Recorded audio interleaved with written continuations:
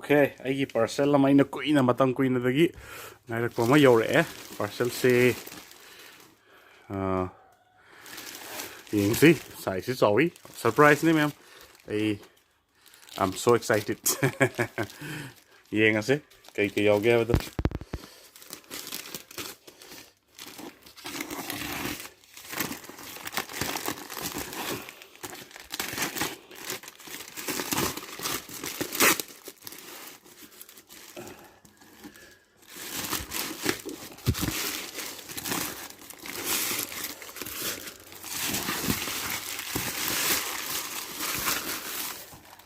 SMK helmets.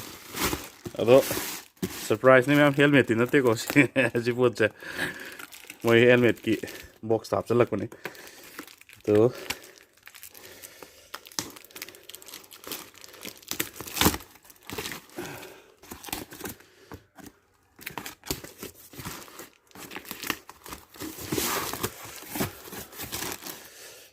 okay.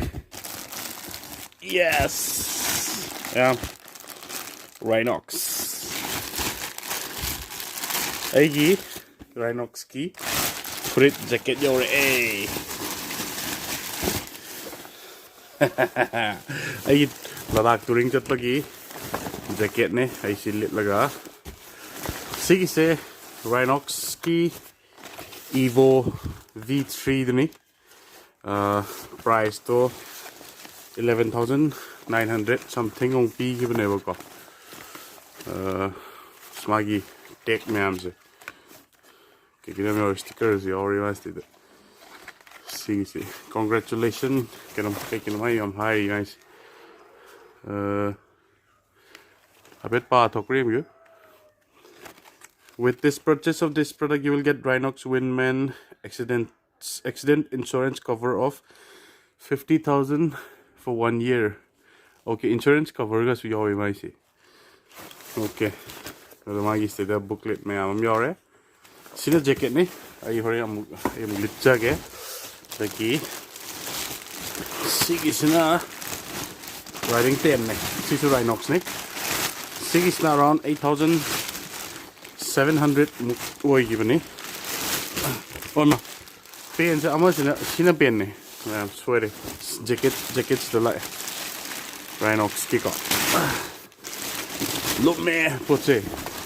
Quality but lay. Jackets lay. I happily salary and jerky man. Okay.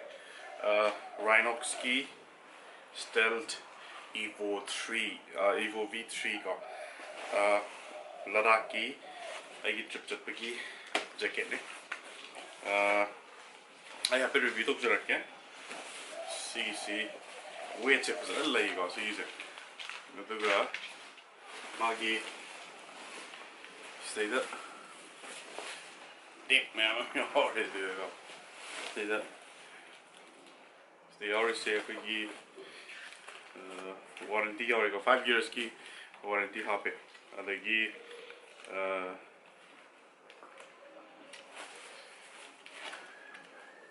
say that Sigi would say insurance got 50,000 rupees ki 50,000 insurance rupees ki insurance almost you already covered away Sigi jacket se Sigi maningi cover se that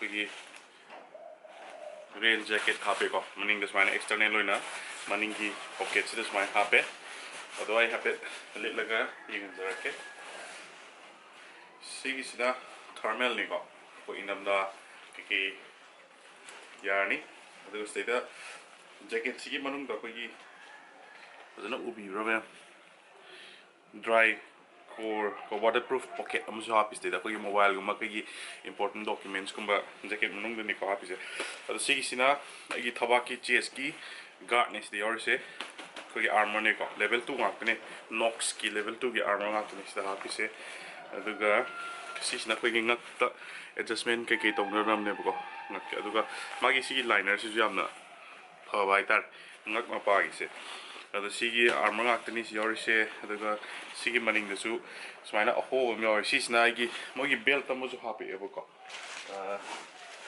ꯁꯤꯒꯤ ꯕꯦꯜꯠꯁꯦ ꯁꯤꯁꯨ ꯖꯦꯀꯦꯠꯇ ꯌꯥꯎꯔꯛꯄꯅꯦ ꯁꯤꯒꯤꯁꯦ ꯕꯦꯜꯠꯁꯦ ꯍꯥꯞꯄꯒ ꯈ꯭ꯋꯥꯡꯗ ꯐꯥꯅꯕ ꯕꯦꯜꯠꯇꯨꯅꯦꯕꯀꯣ ꯁꯤꯒꯤꯁꯦ ꯁꯨꯃꯥꯏꯅ ꯁꯤꯒꯤ ꯃꯅꯨꯡꯗ ꯁꯨꯃꯥꯏꯅ ꯊꯤꯡꯖꯤꯜꯂꯀꯥꯟꯗ ꯇꯧꯗꯣꯏꯅꯦ ꯀ꯭ꯋꯥꯂꯤꯇꯤꯗꯤ ꯌꯥꯝꯅ ꯐꯖꯅ ꯂꯩꯔꯦ ꯑꯗꯨꯒ ꯁꯤꯒꯤꯁꯤꯅ ꯑꯩꯈꯣꯏꯒꯤ ꯅꯪꯒꯟꯒꯤ ꯀꯣ ꯁꯤꯁꯤ ꯑꯥꯔꯃꯔꯅꯤ ꯁꯤꯁꯨ ꯂꯦꯚꯦꯜ 2ꯒꯤ ꯑꯥꯔꯃꯔꯅꯤ ꯂꯤꯠꯂꯁꯦ ꯃꯌꯥꯝ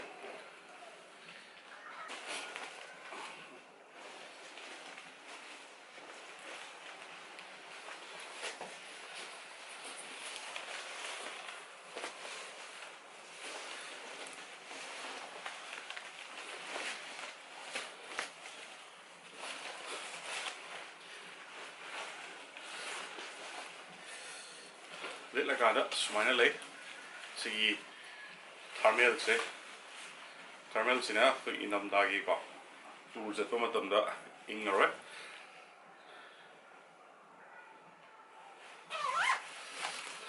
ꯂꯩꯔꯦ ꯑꯗꯨꯒ ꯁꯤꯗ ꯑꯦꯗꯖꯁꯃꯦꯟ ꯌꯥꯎꯏ ꯁꯤꯁꯤ ꯁꯨꯃꯥꯏꯅ ꯇꯥꯏꯠ ꯑꯣꯏꯁꯟꯕ ꯌꯥꯔꯦ ꯑꯗꯨꯒ ꯁꯤꯗꯩꯅ ꯚꯦꯟꯇꯤꯂꯦꯇꯔ ꯍꯥꯞꯄꯦꯀꯣ ꯁꯤꯅ ꯅꯨꯡꯁꯥꯒꯨꯝꯕ ꯌꯥꯝ ꯁꯥꯔꯀꯥꯟꯗ ꯁꯝꯃꯔꯗ ꯂꯤꯠꯅꯕꯅꯤ ꯀꯣ ꯚꯦꯟꯇꯤꯂꯦꯇꯔ ꯍꯥꯞꯄꯦ ꯑꯗꯒꯤ ꯁꯤ ꯆꯦꯟꯁꯦ ꯆꯤꯡꯈꯠꯂꯛꯀꯦꯀꯣ ꯆꯦꯟꯁꯦ ꯁꯤꯗ ꯚꯦꯜꯀ꯭ꯔꯣ ꯃꯌꯥꯝ ꯑꯃꯁꯨ ꯌꯥꯎꯏꯀꯣ ꯚꯦꯜꯀ꯭ꯔꯣꯁꯤꯒ ꯃꯦꯟ ꯁꯤꯗꯅ ꯆꯦꯟ ꯍꯥꯞꯄꯦ ꯑꯗꯨꯒ ꯆꯦꯟꯁꯦ ꯍꯥꯟꯅ ꯆꯤꯡꯈꯠꯂꯀꯥꯟꯗ ꯚꯦꯜꯀ꯭ꯔꯣꯁꯤꯅ ꯑꯃꯨꯛ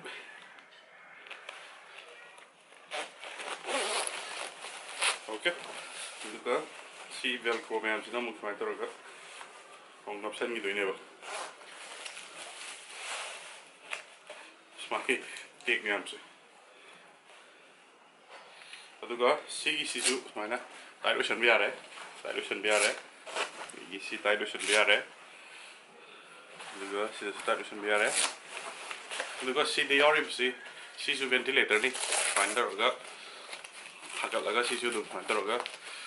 तौर क्या तब यारे गाड़ी थोब नुसी चंगी फंगे यारे वेंटिलेटर हापे वेंटिलेटर याको वेंटिलेटर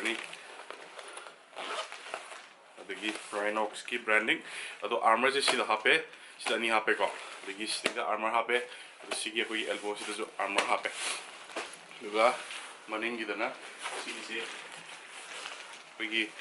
रेन जैकेट मनिंग हापेको साइड से सूमाय एडजस्ट तब यार वेलक्रो हापे एडजस्ट तौसन यारे एडजस्ट तौसन यारे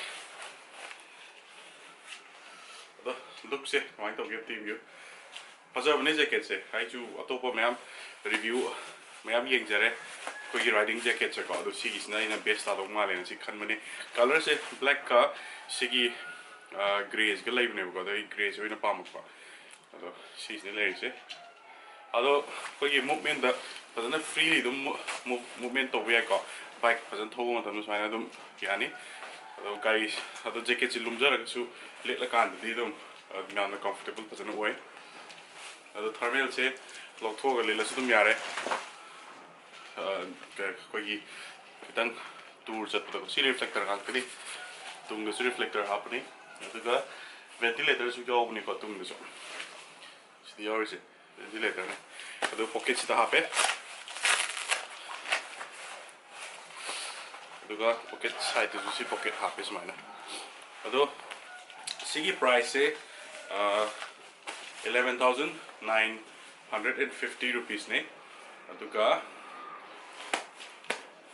अतोप जैकेट सूम येंगब खितंग ममंदी हेलेको टारमेक अराउंड 9,000 रुपीस पी अतोप ब्रांड को ज्यूस काइन अराउंड 10,000 पीबने अराउंड 12,000 मुकने पीसे सूम राइनॉक्स से पाम हाइतारे लेटलकान नुआई बाइक से बुक तौरे बाइक से लौद्री अराउंड 25-30 डेज मुक लेरगा बाइक यौरानी बाइक रिवील तौजगेर कई बाइक है मैम ये सरप्राइज तौजरके जैकेट अनबॉक्सिंग सी राइड चलकान मैं फजन रिव्यू पीजरके हजकी राइड चत्रीबनीना खंग्रे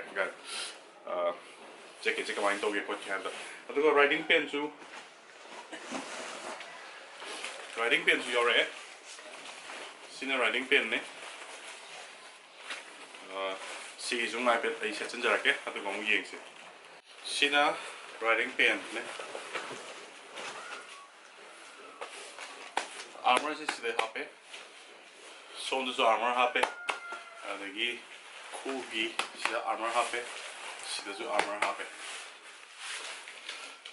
ꯑꯗꯣ ꯁꯦꯠꯂꯀꯥꯟꯗ ꯌꯥꯝꯅ ꯀꯝꯐꯣꯔꯇꯦꯕꯜ ꯑꯣꯏ ꯁꯤꯒꯤ ꯄꯩꯁꯥꯁꯤꯅ ꯄ꯭ꯔꯥꯏꯁꯁꯤꯅ 8,750 ꯔꯨꯄꯤꯁꯅꯦꯕꯀꯣ ꯑꯗꯣ ꯏꯟꯚꯦꯁꯃꯦꯟꯅꯦ ꯋꯥꯟ ꯇꯥꯏꯝ ꯏꯟꯚꯦꯁꯃꯦꯟ ꯍꯥꯏꯇꯥꯔꯦ ꯑꯗꯨꯝ ꯁꯤꯒꯤꯁꯤꯅ ꯑꯗꯨꯝ ꯑꯩ ꯍꯌꯦꯡꯋꯥꯏꯕ ꯑꯗꯨꯝ ꯆꯠꯂꯅꯤ ꯂꯣꯡ ꯗꯤꯁꯇꯦꯟꯁ ꯇꯨꯔꯤꯡ ꯃꯌꯥꯝ ꯆꯠꯄ ꯌꯥꯔꯅꯤꯕ ꯑꯗꯣ ꯁꯤꯒꯤꯁꯨ ꯁꯨꯃꯥꯏꯅ ꯁꯤ ꯚꯦꯟꯇꯤꯂꯦꯇꯔ ꯍꯥꯞꯄꯦ ꯁꯤꯗꯁꯨ ꯚꯦꯟꯇꯤꯂꯦꯇꯔ ꯍꯥꯞꯄꯦ ꯑꯗꯨꯒ ꯑꯩꯈꯣꯏꯒꯤ ꯄꯣꯀꯦꯠ ꯌꯥꯎꯋꯦꯀꯣ ꯁꯤꯗ ꯑꯗꯨꯒ ꯁꯤꯒꯤꯁꯤꯅ ꯃꯊꯛꯇ ꯃꯊꯛ ꯐꯥꯎꯕ ꯆꯤꯡꯈꯠꯂꯦ ꯁꯨꯃꯥꯏꯅ ꯑꯗꯣ ꯃꯊꯛꯇ ꯁꯤꯒꯤ ꯑꯩꯒꯤ ꯕꯝ ꯑꯦꯔꯤꯌꯥꯁꯦ ꯁꯤꯗꯩꯗꯁꯨ ꯈꯤꯇꯪ ꯂꯦꯗꯔꯒꯤ ꯑꯣꯏꯕ ꯑꯃ ꯍꯥꯞꯄꯦꯕ ꯁꯤꯗ ꯑꯩꯒꯤ ꯇꯛꯄ ꯈꯣꯠꯄꯗ ꯅꯥꯗꯅꯕ ꯍꯥꯏꯇꯥꯔꯦ ꯀꯨꯏꯅ ꯊꯧꯔꯛꯄ ꯃꯇꯝꯗ ꯑꯗꯣ ꯌꯥꯝꯅ ꯀꯝꯐꯣꯔꯇꯦꯕꯜ ꯑꯣꯏ sini ꯑꯩꯒꯤ riding gears ꯑꯗꯣ ꯁꯤꯅꯤ ꯑꯩꯒꯤ unboxing ꯑꯩꯒꯤ gear ꯁꯤꯗꯩꯗ ꯑꯩꯒꯤ boots ꯌꯧꯔꯛꯇ꯭ꯔꯤ boots ꯌꯧꯔꯛꯑꯅꯤ ꯍꯌꯦꯡꯀꯣ bootꯀꯤ ꯑꯃꯨꯛ ꯑꯩ ꯔꯤꯚ꯭ꯌൂ ꯇꯧꯖꯔꯛꯀꯦ ꯑꯗꯨꯒ ꯕꯥꯏꯛ ꯊꯧꯔꯀꯥꯟꯗ ꯑꯃꯨꯛ ꯁꯤꯒꯤꯁꯦ ꯑꯃꯨꯛ ꯀꯃꯥꯏꯅ ꯇꯧꯋꯤ comfortable ꯑꯣꯏꯕ꯭ꯔꯥ ꯑꯣꯏꯗꯕ꯭ꯔꯥ ꯍꯥꯏꯕꯗꯣ ꯑꯗꯨꯒꯤ ꯑꯃꯨꯛ ꯑꯩ ꯔꯤꯚ꯭ꯌൂ ꯇꯧꯖꯔꯛꯀꯦ ꯍꯧꯖꯤꯛꯀꯤꯗꯤ thank you so much bye bye